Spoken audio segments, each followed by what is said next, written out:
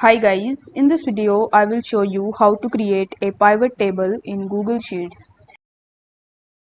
In order to do this, you first need to launch your Google Sheets and then you need to select your Google Sheets project.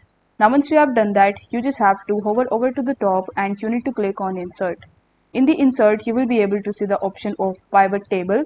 So you need to click on pivot table and then it will take some time and it will show you this type of pop-up in front of you.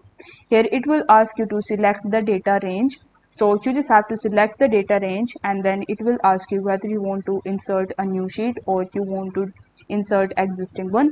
So you need to select the new sheet option and then you need to click on the create button. After doing this, you just have to click on the create button and then you will be able to see the pivot table editor in front of you.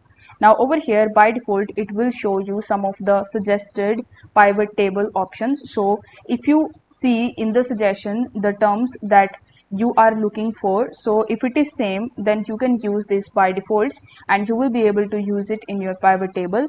Other than this, you can add rows, columns, values and filters and you will be able to use pivot table option in Google Sheets.